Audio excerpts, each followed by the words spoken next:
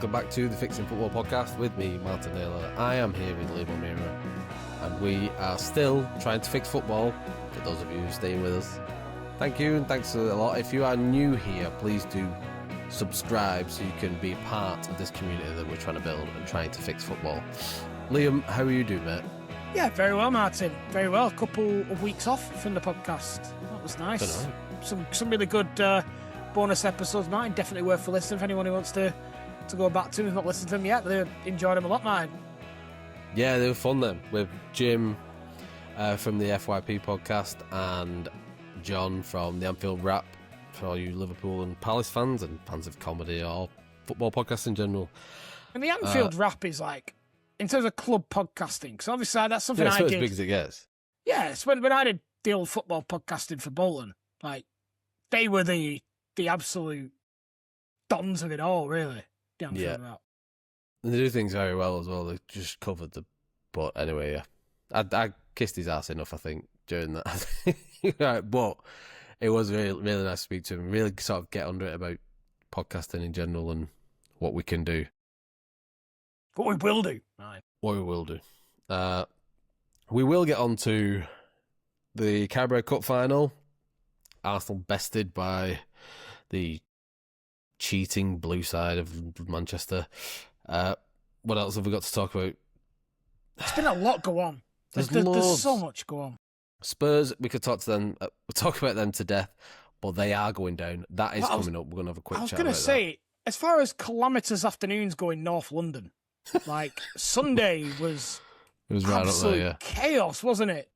And the England squad has been named a 36 or 35-man squad by Thomas Tuchel, split up to give some people a rest, which is kind of him.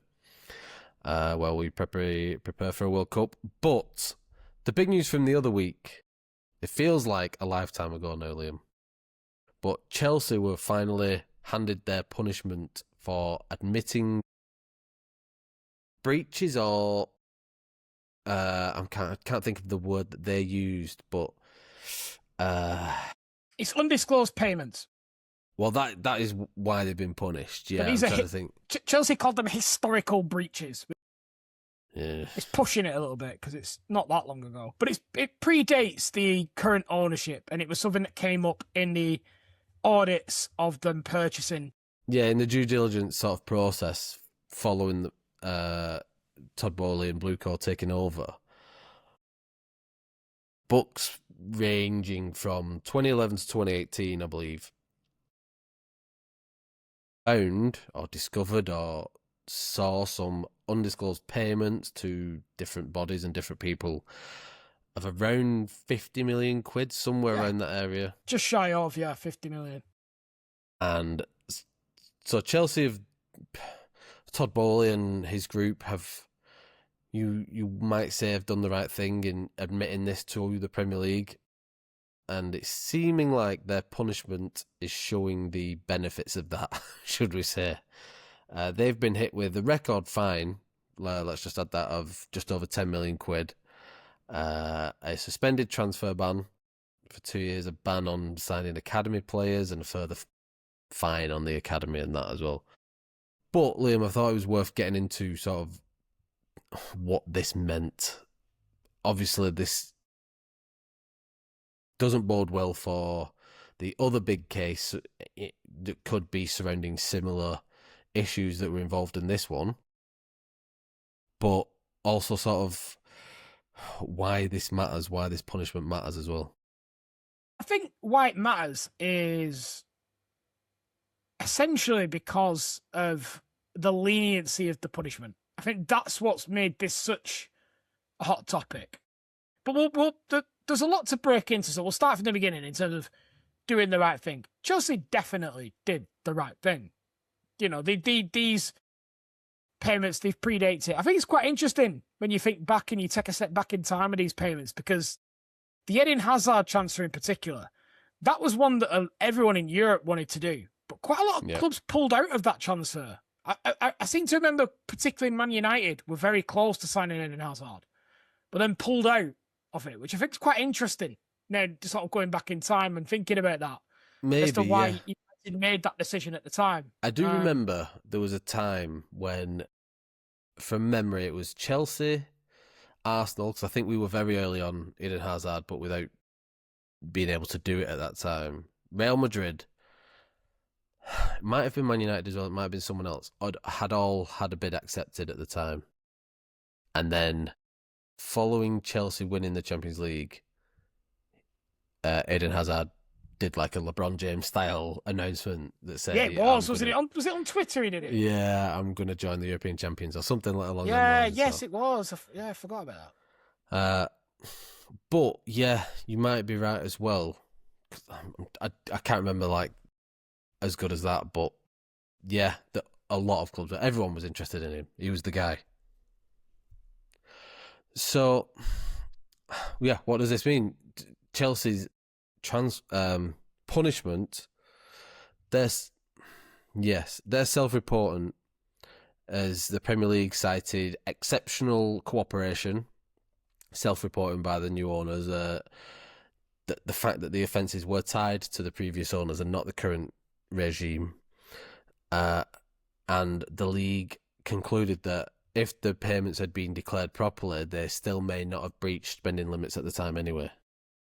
Correct. But there's other reasons why it's important, though, because obviously, yep. You know, I mean, I don't want to accuse them of things that they may or may not have done, but undisclosed payments generally there's generally other financial benefits for not disclosing payments, isn't there?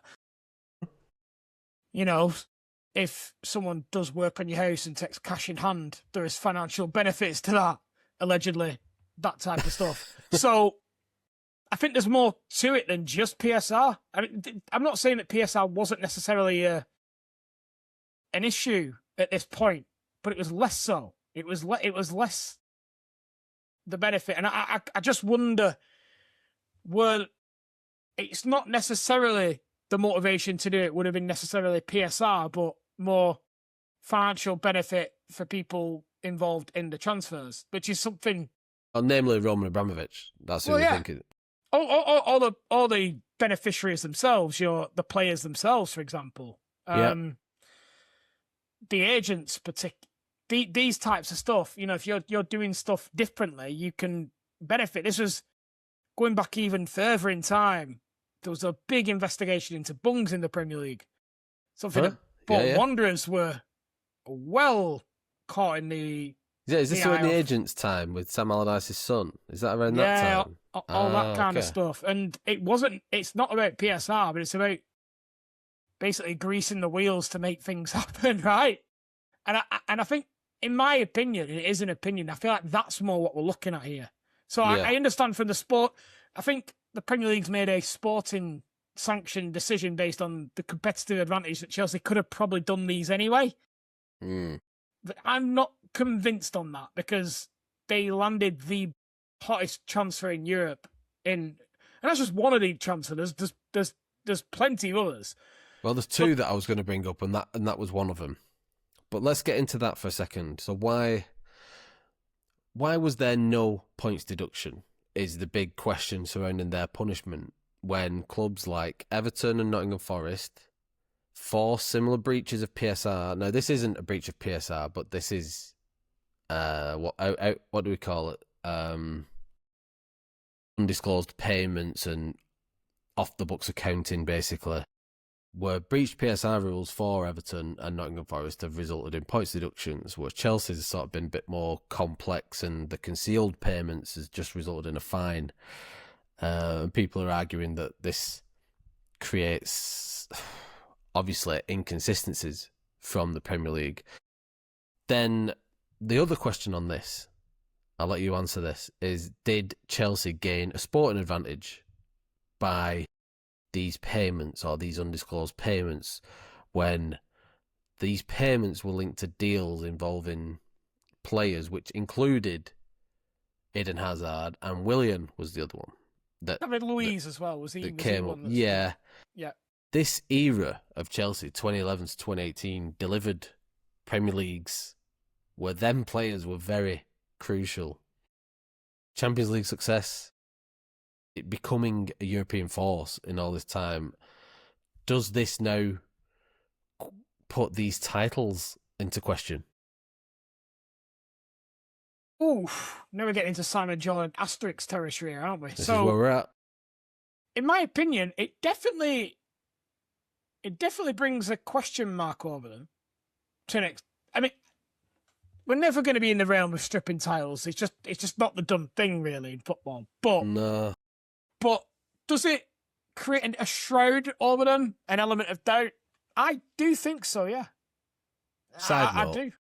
Let's go for a side note, because we've spoken about we've seen, and everyone who's been following as much as they can about the Man City trial and case will probably have seen talk about stripping titles and who gets what, should, whatever. I don't think anyone is comfortable with the titles being stripped for financially cooking the books. Despite what that led to, I think where stripping titles would come into play is if it was active on-field cheating. Now, Isn't it? That's where I sort of sit No, with it. I think you're right. I think that's where most people seem to. You had this with Rangers. You know, essentially, we're looking at something similar to what Rangers were done for with the irregular payments and that type of stuff.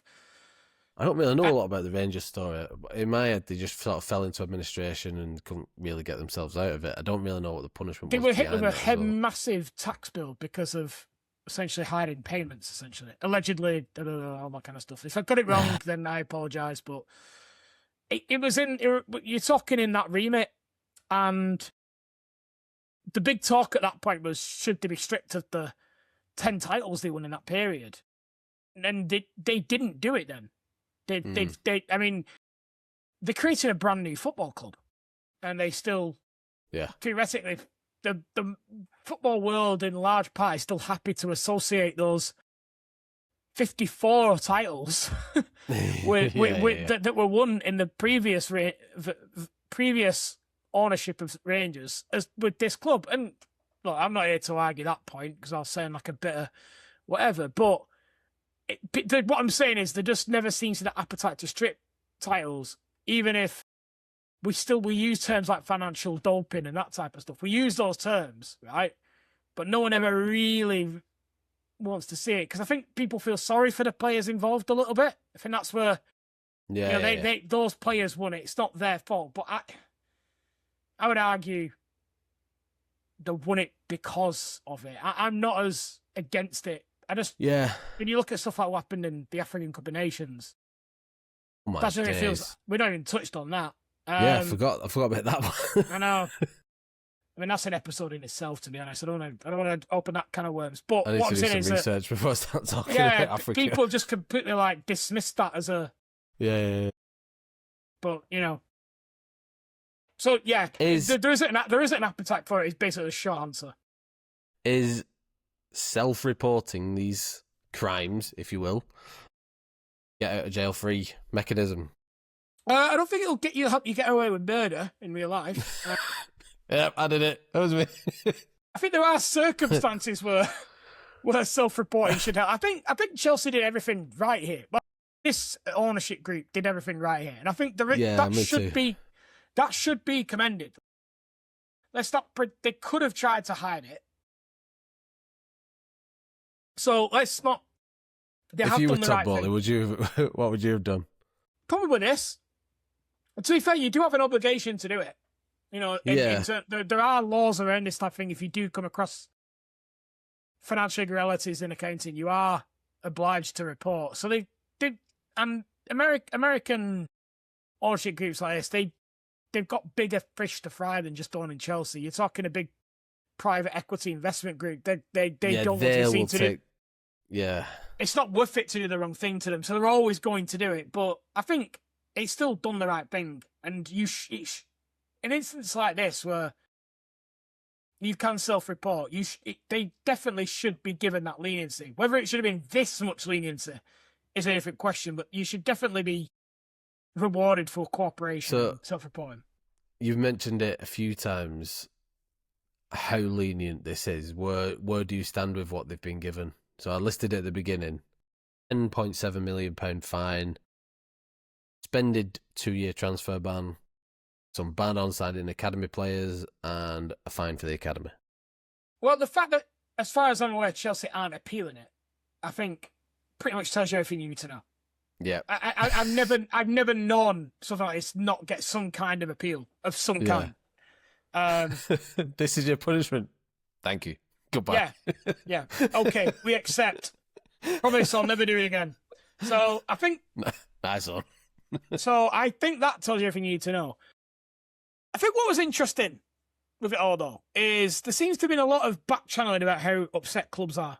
Not one club has come out and said, for all the aggrieved Everton fans protesting and all the Nottingham Forest fans protesting, neither Everton or Forest have said a word on it. And I find that very, very interesting in all this. And it didn't come up other than a sort of, by all accounts, a bit of water cooler talk at the latest Premier League meeting, which was a couple of days after the verdict and the announcement. The latest Premier League meeting, it wasn't really addressed by any of them. Mad, that, innit? Which is crazy. Why? Maybe, but I mean, I did mention this a while ago about the big voices in the room. Maybe they're just not the same. The Daniel Levy's of the world. What was the Arsenal guy called? His name I forgot. Oh, Tim. Yes. Person. Oh, I forgot Sorry, his name. Mr. Tim. I forgot your name. I only really learned it when he left. So yeah. I can't. Yeah. Maybe them voices aren't the same anymore. Could more punishment still to come? I asked our good mate who helped us out on one of the previous episodes, Mr. GPT. May I go here first? You go. You tell me then. Well, and I mean, I don't know. And again, allegedly, XYZ, but I'd be surprised if other bodies aren't looking into what they could get money-wise out of this. A certain HMRC, I imagine, would be a little bit interested into this. That would be the obvious one. I haven't got this written down, but am I right in thinking that at the time of Chelsea reporting this, that they had just paid a fine of about 30 million quid to like UEFA or something as well? Oh, I wonder if that comes in. Maybe we'll have to do some digging on this, and Scott is going to be screaming at his headphones right now because we're just two non-informed, smart, handsome men just talking about this. Scott seems to want to play this down, doesn't he? Which I understand, right? I probably would be the same if it was Chelsea, but let's not think here that this brings into question the most successful period of Chelsea's history. Absolutely. And you can now, and for all the talk I've heard recently as well of the rules are unfair and they've had to do it to compete. It's all very well after the fact, isn't it? You know, yeah. Ultimately, you weren't saying that at the time. It does make breaching for a club, and my head always goes to Newcastle because they have the richest owner in the world, and you know they've already got a big stadium, so they don't need to go and build a new one of them, and they've got all this sort of potential there for them. It makes you wonder why they just don't go and smash every record that they can do, start paying Mbappe 10 million quid a week because they can. Just for the sake of sporting success, because the punishment seems so trivial at the moment. Well, this is it, at the moment. I mean, this is the argument. If Newcastle were coming up from the Championships of the Premier League, would they be better served trying to play within the rules or taking a fine or a ban or a points deduction on the basis that they would absolutely smash safety that first year? That this is a calculation some Championship teams may make, the Nottingham Forest approach. Yeah. Well, it's clearly worked. They're in Europe. So the FA does have separate charges. I know you mentioned HMRC, which that might be a totally different kettle of fish that I don't know about.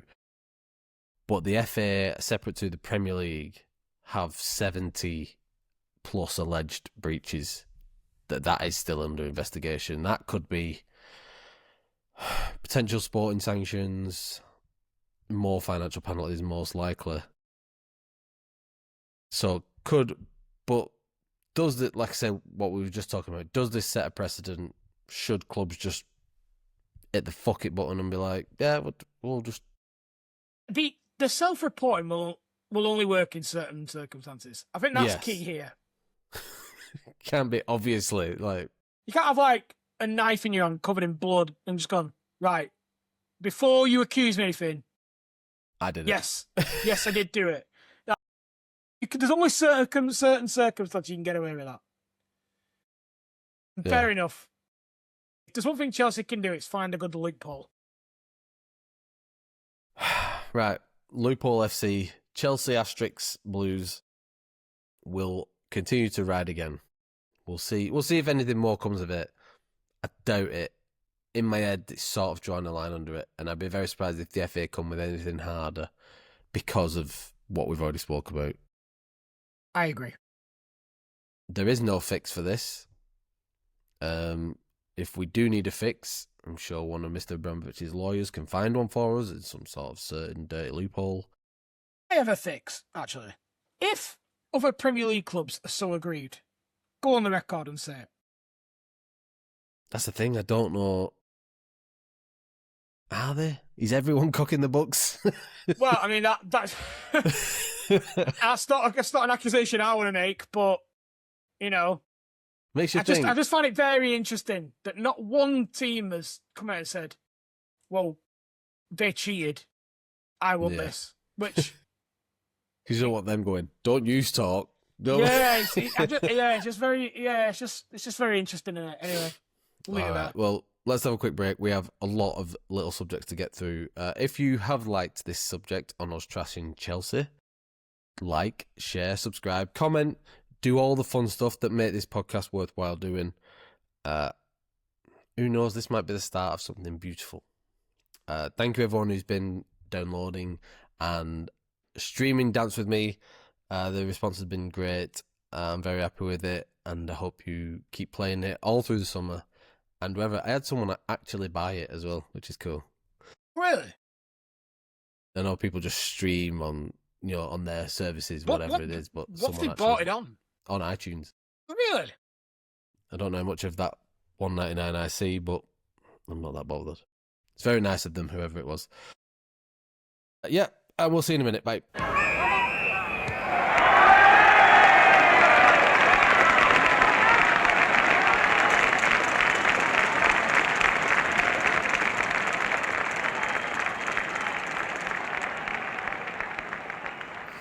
And we are back.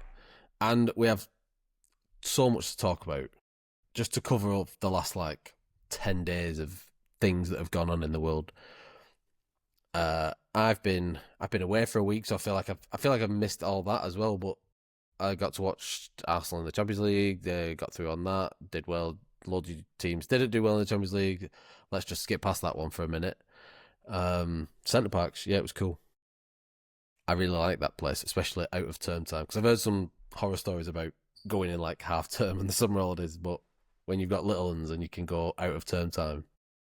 Mint. Yeah, it makes sense. That makes sense. I imagine they made horror stories. I imagine it's just pricey, It's pricey anyway, Centre Parks from what I can see. Yeah, that. But to be fair, it wasn't crazy on-site prices, but the busyness of it. I got a glimpse of it on the Friday switchover day, because it's people check out and can stay on site all day, and people check in and can't go into their lodges until 2 p.m. So you have this mass of people. It's double people. Yeah. So I did that. We went. Oh, before that, funny one. I don't know if you've ever been stuck in a lift. Yes. But it's times. People's worst nightmare. Oh. And we went to the Trafford Centre the day before we was going to Centre Parks, and Vicky got... So Zara, our daughter, wanted to go up the escalator. So I went up the escalator in the Trafford Centre, and Vicky, and with the baby in the pram, went in the lift, obviously. Got a phone call. Martin, I'm stuck in the lift. How long for? About 45 minutes. I had it not that long ago, actually. It was about 6 months ago. Me and the dog at work. And what's even worse, I've lost my mind when I got out. I was pressing the alarm button. Didn't have a thingy alarm. I had to just press an alarm. No one responded. So I was in relatively early. So after about 40 minutes, I've just gone, right, I need to escape here. No one's coming back to me on my phone or anything. So I pull the door open. I had to throw the dog on the floor, climb out. And then I go out and the two lads are sat there like, oh yeah, we knew about that one was that. Like, why would you not be alarmed by an alarm? That's the whole, it wasn't like it was just God. It was literally like a siren noise that's so loud that, oh yeah, I wondered what that was. And I was like, you didn't think to investigate that, like what this alarm noise would be. To be fair, the staff at the Trafford Centre were quite sharp, despite it being a Sunday. But it was still like 40 odd minutes of a job. But the fun thing was the other lift next to it was still working, and there was other couples with prams coming up, walking past, going like, "Oh fuck that." Was it a glass one as well? No, it was. It was the one like from the car park in, so it was outside to. I see, like an outside in the brickwork thing. Yeah. Okay. It's like if it's a glass one, you'd be like David Blaine, wouldn't you? Well, you can't be stuck in a glass one. That's just there's too many people looking at you there. Really? Anyway, Liam, let's just get stuck into it. The Carabao Cup final, the first trophy of the season, the first sort of big stakes match. Showpiece event, mine. That's what they like to say, isn't it? Arsenal versus Man City, and for everyone who's been living under a rock, Man City won. Arsenal did not perform well. What were your thoughts on the match? Let's just get through these. What do I think of the match? I feel like Man City stepped up more than Arsenal not performing. I think Arsenal played very similar football than what they've been playing. But I think Man City just had the quality to unlock them and kept unlocking them, to be honest. And I think, I must admit, when it was half-time, I was hearing a lot of talk about it being Man City not being that good. I had a very different opinion at half-time. I thought Man City looked really lively here. And I really wasn't surprised with how they came out in the second half, because I just thought in the attacking third, they just had more quality than you. And I think you really struggled to get you were really poor in midfield. You kept giving the ball away. You were spending period, you almost fell for the Man City trap of being out of possession that long that when you get it back, you try and force it and you just kept giving the ball back to them. They had an interesting tactic, Man City. And you'll have probably noticed it, but they were there was like a 4-2-4 that they looked like they were playing. And it seemed to stop that pass that we have from the defence into the midfield. You saw Declan Rice moving into like left back and Zubimendi to just try and get the ball. And it just made us go long. And the balls weren't good enough. Like, we weren't doing the runs in behind. We were trying to put it up. Like, Gyökeres and Saka and Trossard to an extent are better in behind. That shouldn't be a surprise to anyone. But to throw the ball up to them to try and win against four centre-backs, that's not their game. And we just missed out. I thought Rice had a decent game of any of our players, but he was on the ball, arguably some of the least he's ever touched the ball in a game for us. Yeah, I thought he really struggled to influence the game. I don't think he played badly, but I think he struggled That's what I was saying. I thought some players were really poor, to be honest. I thought, obviously you can point the finger at Kepa, but I don't have any problem with him playing. There's a lot made of that. I don't have a problem with him playing, to be honest, but he did play well. At the end of the day, he's at fault. He was slow releasing the ball. We looked bereft of ideas. I thought Saliba... Just before we move on from Kepa, I do think it's easy outside of football to say it. I've been listening to quite a lot of people talk about this, and it seems to be quite a divide. I must admit, before the game, I was like, what are you doing? Play your best 11. But the more afterwards, everyone who seems to have been in football, so like Danny Murphy, for example, was saying this. He's like, it's very easy to say you should play your best 11 in the final, but he's like, you don't understand the damage that could do to the squad. Like, it wouldn't just be Kepa. He said everyone would have a problem with that. He said it's like it's quite clear that it's his final, if that makes sense. Yeah, and in all his appearances, he hasn't done anything to not deserve that as well. It's not like T's looked shaky at all. I know what you mean. He's past his career. You might say he's got it in him.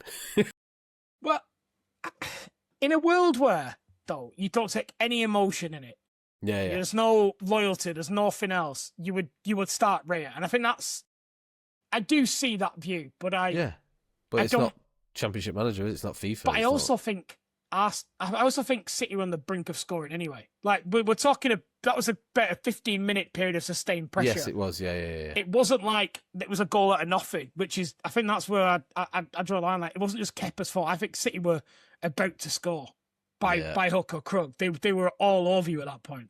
There was enough players on our team who didn't have a good game, and it was telling. And we, against another team, we might have got away with it, where we are just persistent enough in possession that we almost, I don't want to say bore them into letting us through at some point, but we seem to want it handed to us by being persistent enough and not being cutting enough. And it's not when you just relying on one thing from Saka all the time. And if Saka's not on his absolute peak A1 performance, you don't get that.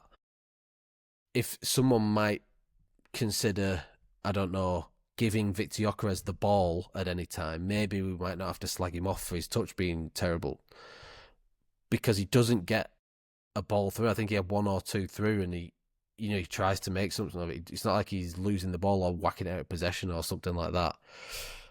I just think it was him an and off day Haaland were quite interesting, because I think Haaland cut a similar figure to me in that game. I thought Haaland was pretty poor, a bit below average, and I thought Saliba bossed him in the first half whenever he tried to look threatening, and I thought Saliba had his number.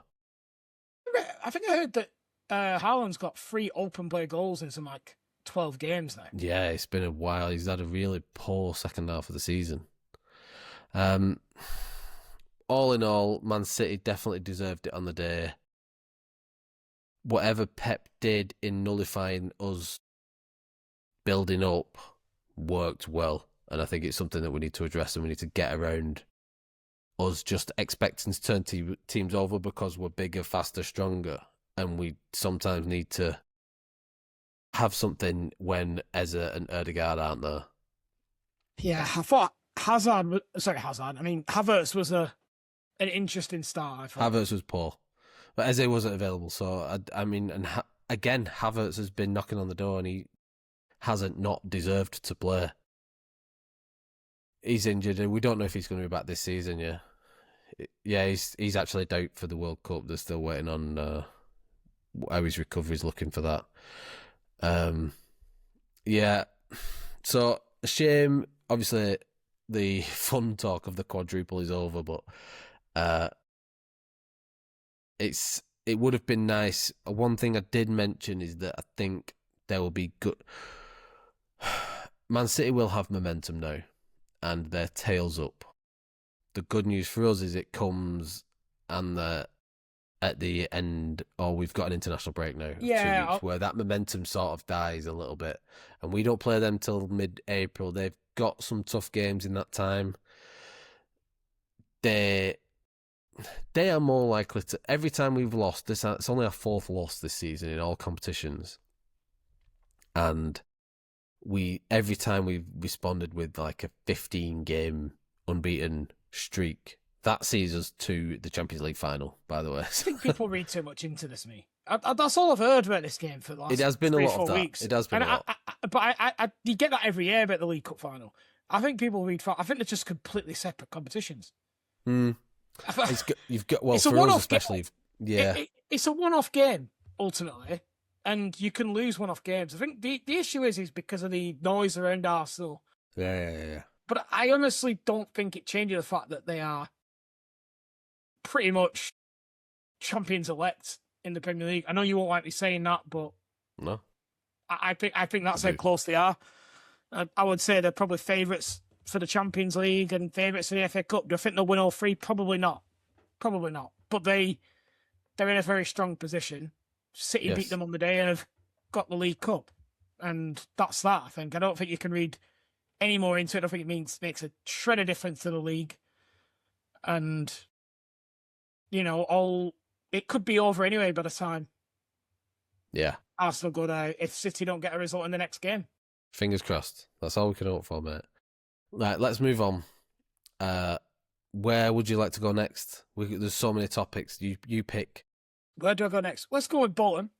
Bolton Wanderers, let me read. So, Bolton Wanderers fantastically played my song at their stadium following an amazing comeback, like they were inspired by something or someone at half-time to come from 2-0 down to 3-2. Since then, we have had a 2-2 in the week against fill in the blank, Liam. 2-2 was against a football team. Doncaster, yes, away. Doncaster, and then talk to me about Port Vale, the team bottom of League One. A shocking game of football, and probably considered the worst goal I've ever seen a team concede. Describe Quite it. literally, a long ball over the top that bounces between goalkeeper and centre back, and then they slot it home. Quite literally a Sunday League goal. Yeah. On a Sunday League pitch. It was just poor. I did hear about the pitch. Actually, it was like sand or something. Yeah, but it doesn't bobble in the air. It went over him. It was just poor all around. You could. It was one of those games that 10 minutes in, I was like, we're not up for this. I was discussing Bolton with a friend this weekend.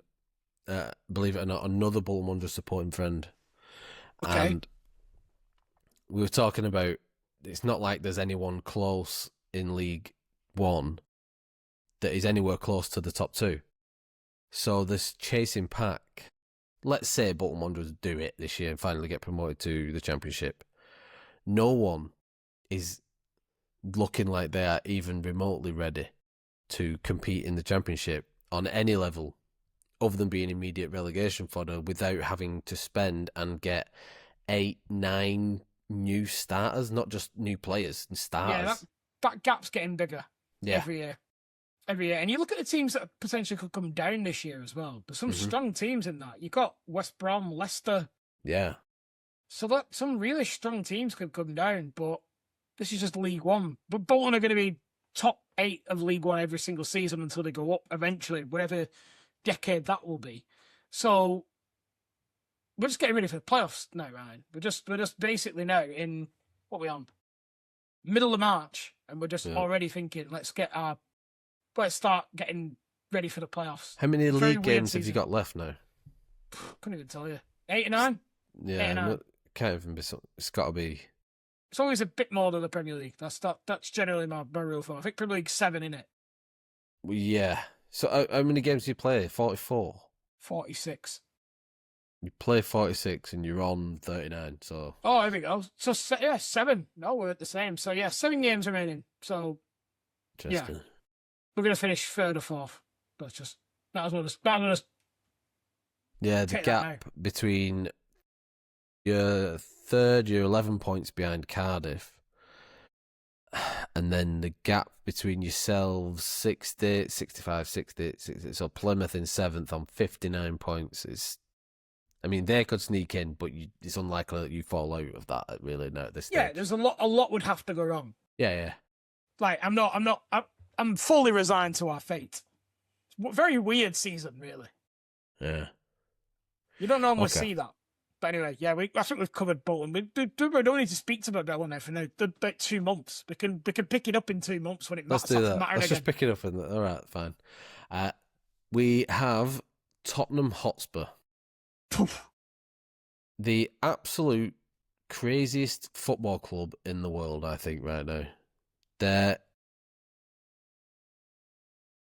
Let's just answer the question, Liam. Are Tottenham Hotspur getting relegated this season? Do you know, I heard a stat today, 1 point in the last 7 games, and they've got 7 remaining.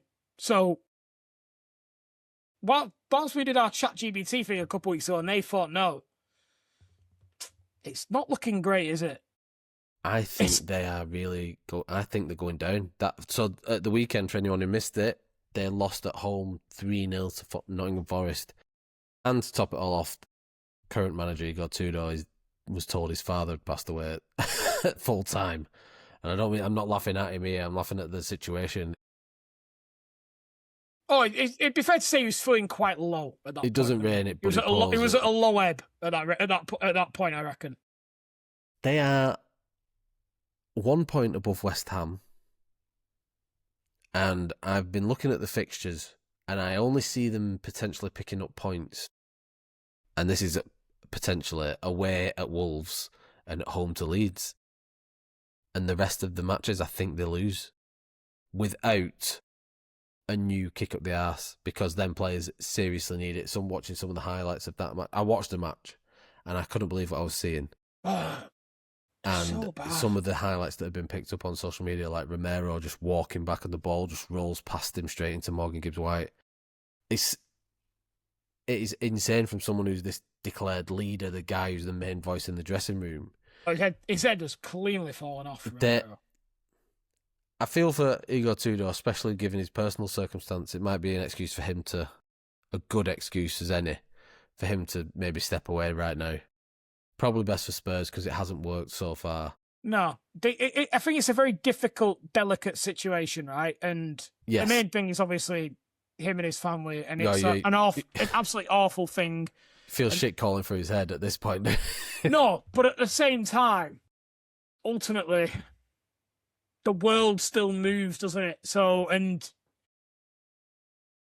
it is so shit that, like, again, we're genuinely not laughing. I just can't think of I can't think of a worse circumstance for someone. And the truth is, I've been watching Spurs feeling sorry for Tudor as well. Like, I feel like, it's the worst job you could possibly have right now. Currently, as of recording, Tim Sherwood's thrown his name in the hat again, live on Sky Sports. Was he? Yeah, big time. He's basically, in no less or fewer words, I will keep Spurs up this season. Harry Redknapp again has reiterated that he'll come in. It's a 7-game window that he's got left to go at. Dislike Tim Sherwood, but I can't see him being the galvanising figure. He's not the one. I don't dislike him.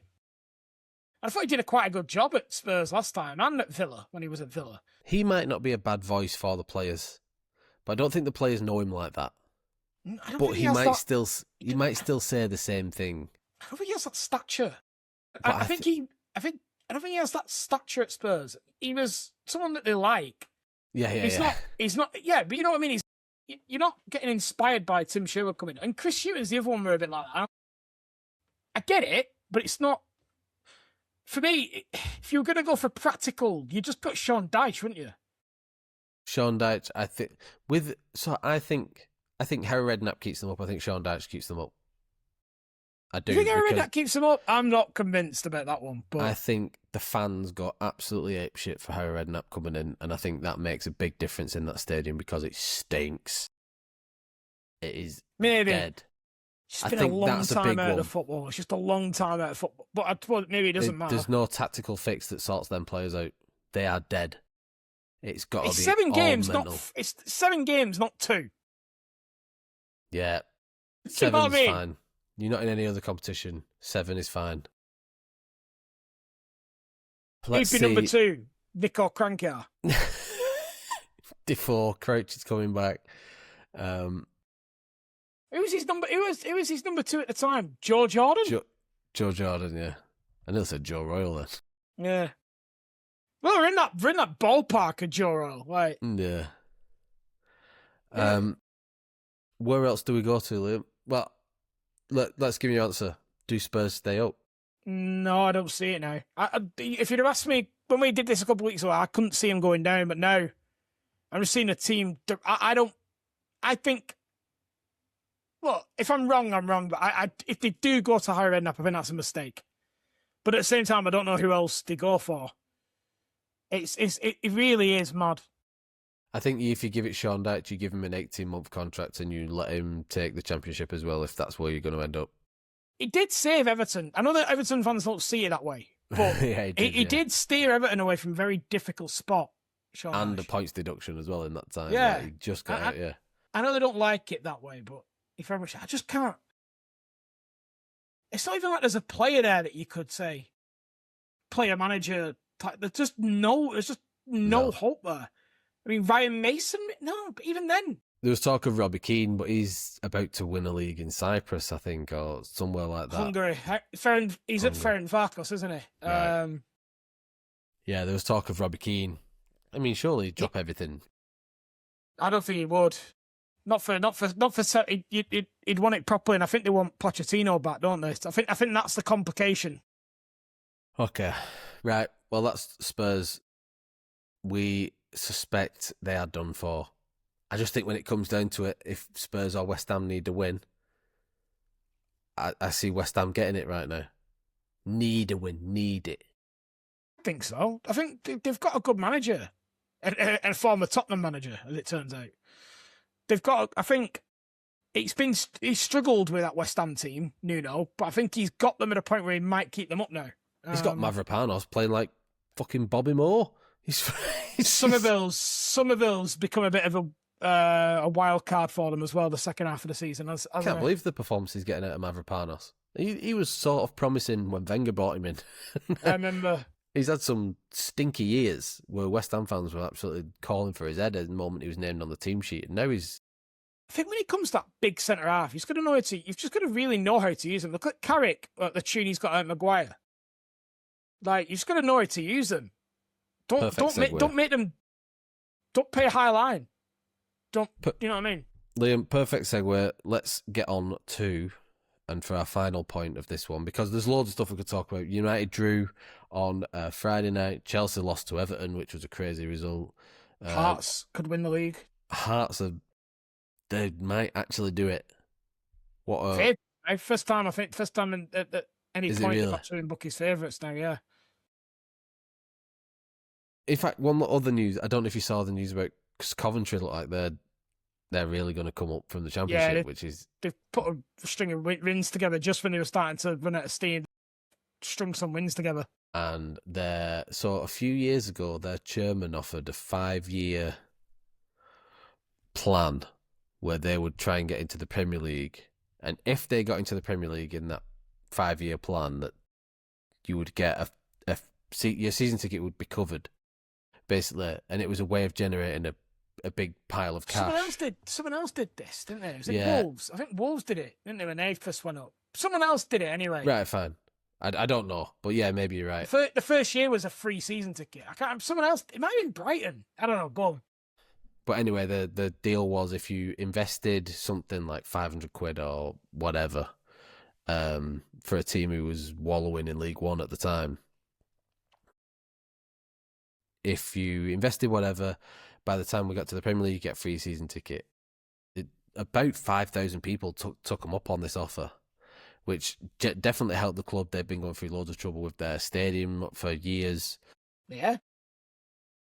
And then the chairman's actually kept, spoken out publicly because a lot of people have been asking questions. Now it looks likely that they're going to go up. And he's obviously confirmed that he's going to honour that because these fans helped them out at that time. So these fans who invested £500 a few years ago are now going to get a free season ticket when it comes to the Premier League, when the club could really turn around and be stingy on them and triple everyone's season ticket prices for the glory of the Premier League, are actually going to offer that. So I thought that was nice. Some wholesome news. Chansiri did it at Sheffield Wednesday, near the 10-year season ticket. Is that what it was? Right. Don't know how much change you're going to get that now with what's happened. But anyway. Stinky. Liam, the England squad.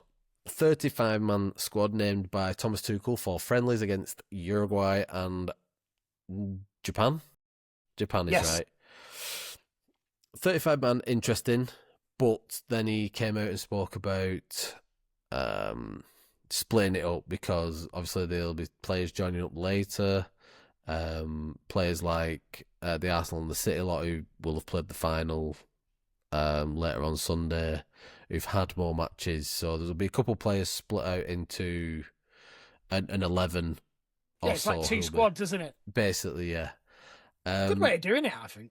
I don't hate it. I'll give him that. I like the fact that he is considering resting players who definitely need it. He does not need Declan Rice to show him anything, or Bukayo Saka, or Harry Kane, or Jordan Pickford. He doesn't need them players. There's probably 5 or 6 really who he doesn't need to see. You also want to get a certain amount of time to work with him and get your ideas across. So There's a bit of a balance, but I agree with what you're saying. I think getting them in, have them there for the 2 weeks, be with them, train. Yeah, they don't have to play 2 90-minute friendlies. Yeah, and I think he sees that. So I respect him for that. Sort of, he's 1% more on the Naylor versus Tuchel regime. I'm sure he'll that'll mean a lot to him. But He'll appreciate that as long as he's subscribing. And if I find out he's not, then it's that 1% is taken away. Probably not. Double call-ups or exclusions. Where do you want to start? Well, let's go. Let's just get into the big one, which came after, didn't it? With the call-up of Ben White, which I think he was kind of hoping with the announcement today it wouldn't get the same attention, but it was. Yeah, he picked a bad moment, I think, when everyone's favourite radio show was on at that point between 10 and 1. And honestly, I found out, I talked about it for a minute, and that's how I found out. Ben White. I was like, has Ben White been called up today then? Yeah. It's a disgrace, all this kind of stuff that's coming through. What do I actually think? Is it a disgrace? I think the problem with it is there's a lot of unanswered questions about what happened. Well, I think that on that point specifically, that the fact that he hasn't declined joining up means that it has never been an issue with playing for your country or being called up. Well, no, I'm not sure anyone did think that though.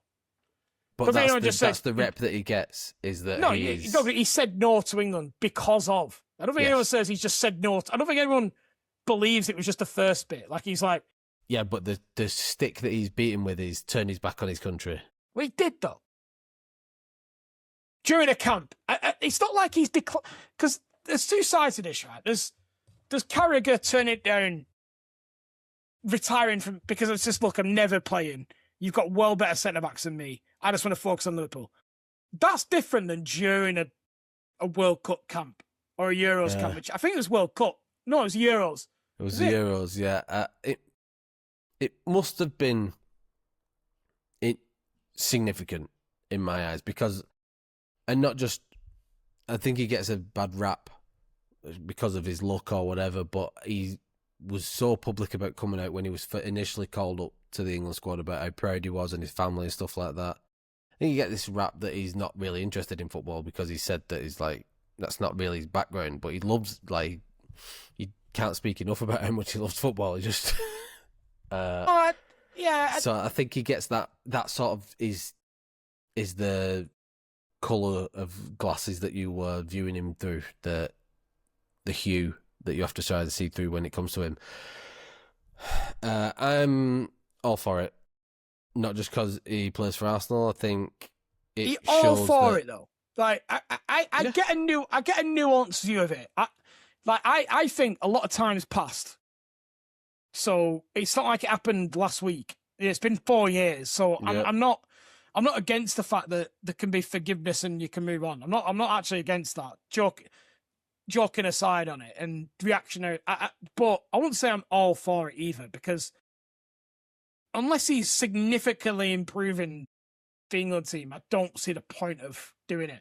That's kind of where I am with it a little bit. Like this might be biased, but I've seen Bayer Leverkusen 4 or 5 times this season, just in various matches. I think I watched them against Bayern. I've seen them obviously 2 matches against us, 3 matches against Arsenal.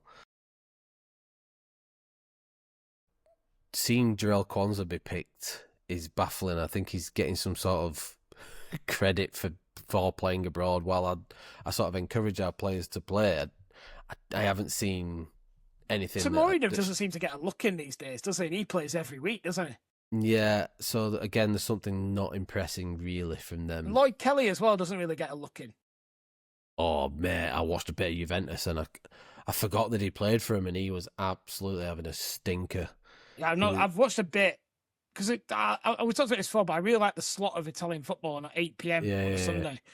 Pretty much watch that every week, and I've never seen him have a good game for Juventus. He starts every week. Never seen him play well. He's mad. Right, Ben White. Let's call that mixed reviews. What about the fact that Ben White was called in and not Trent? Well, I think there's something to it. It was quite interesting hearing Tuchel talk about Trent. It's just like his whole demeanour changed. Like really, he really almost doesn't like him, does he? No, there's something to it. I think so. There's something to it, and I personally would have him in every single England team. I think he's one of the most naturally gifted players that England have. However, I don't know what he's like off the pitch, and for me, Reece James is the leading right back. Absolutely, because yeah. of the defensive element of that, as well as the footballer.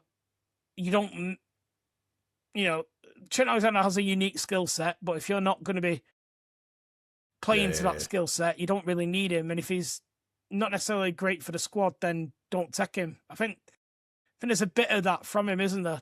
Yeah. I think he's just made his mind up on him. Yeah, a lot. Which is, it's mad because I don't see. I think we're going to miss out on Trent's best years. Look, maybe he's not as good as everyone says he is, but I think he is. But I do think Reece James is better. I do. I absolutely do. So I think if Reece James is fit, we almost get too obsessed with these squads. I was hearing a lot of people talk about Danny Welbeck. No one's playing ahead of Harry Kane. So it doesn't even matter. There's almost an argument for not bothering taking a second striker, just taking Rashford because he can play it wide as well. There's an argument to not even bother with that. Well, personally, I'd go with Calvert-Lewin because he's something different, but that only because he's something different. Calvert-Lewin's inclusion is scary if that's the quality that we've got after Harry Kane. I used to rate Dominic Calvert-Lewin, but having watched this guy, he's done well this season at securing a couple tap-ins here and there. That might sound harsh, but every time I've watched Leeds, he's on the deck constantly, and I've caught them a few times, especially recently. And you're slipping into Chris Wood big stiff idiot territory here. There's nothing stiff about this guy. He's limp as anything. He cannot stand up for more than a few seconds. I worry about that. Dominic Solanke is a very, very generous selection as well. I think he's a good player, Solanke, me. I think he's a good player in a bad team. I think Solanke can do everything. I don't think he's coming in. If he is coming in as the other option, then there is no way that Danny Welbeck isn't a better option in my eyes than that. Despite him being 36, despite him being whatever, he has got to be the ideal solution as a replacement or an addition to Harry Kane if we're talking the last couple of minutes of a game. Well, Jason Steele's a bit of an interesting one as well, isn't he? Jason Steele call up, yeah. Because the idea, I think, with Jason Steele is that I was reading the Times felt that he was basically in there because he's used to not playing. It's almost the kind of thing now. So but he would happily be a number 3. Yeah. Like, it's not like you've got like Aaron Ramsdale or James Trafford or Nick Pope that are like banging the door and pitting a chance. You've got Jason Steele in there who is a fully capable goalkeeper of Premier League experience that can go in and be good around the squad. There was talk about taking a 4th goalkeeper for this reason, like coach almost Tom Heaton or something. That's what I'd do, to be honest. I would take someone like that, like a goalkeeper who is still at the top level that's maybe done like his coaching badges and just can be another like your Scott Carson, basically. According to Ben Foster, like the take that group is always, it's always odd, and then that extra one is filled in between. Like if it's a 2-man drill or whatever, the goalkeeping coach will always fill in and stuff. And having a 4th one there, just a part of that goalkeepers union, whatever. Apparently, they found it very beneficial to have Tom Heaton go up to the last camp. Maybe was it? Did you just hang around the place? Not really. Basically, yeah. Not even in the squad. Yeah. So, who else has been named? There's them. Obviously, Harry Maguire back in. I think well deserved. Yeah. I don't think anyone can begrudge him. He's a bit of a. As much as I don't like Man United, I'm kind of happy for Harry Maguire. I feel like even though he seems to be becoming Mr. Man United in a weird way, I'm kind of happy for him. I feel like he's earned that. He's put with a lot of stick from United fans who seem to pretend that they never did it, but like they pretend that never happened, which is very much the United way, in my opinion. The best fans in the country, unless you're not playing that well. They seem to be happy to sweep under carpet, but I'm very happy for him. I think he's really stuck with that, like, knowing it's his big chance, and he's got Yeah, some reward for it. I was going to get a contract extension now as well. that's what it's Funny how looking like. Yeah. Funny how things can turn around, doesn't it? Tomori was in this latest squad, which is interesting.